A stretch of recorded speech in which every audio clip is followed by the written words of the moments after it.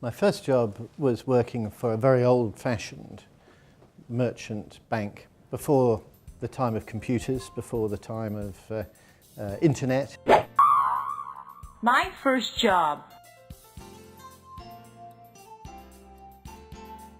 I was very lucky with my first job to start with an organisation that had high standards of values. A bank in those days was about building businesses. I learned how important it was to be involved in productivity and developing new and supporting industry. I also learned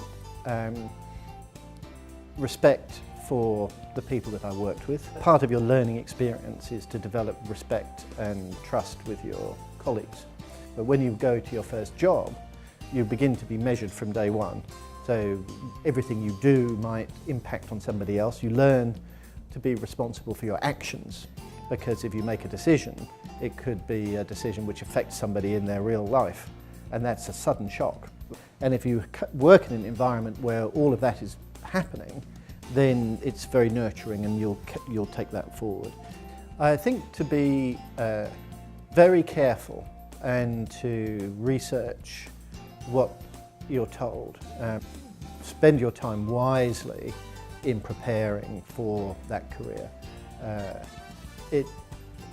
Take advice from people who are in work on the experiences that they have, so that you can build knowledge in advance of what you're getting into.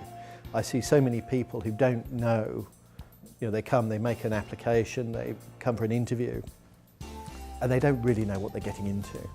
And not every employer will tell you. They just take you if you've got a good CV, and then you get there and it's not what you expected.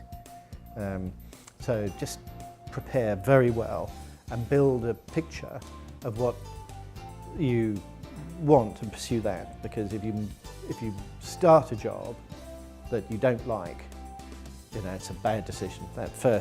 Your first job, you get into it, you say, this is not what I expected, I don't like this.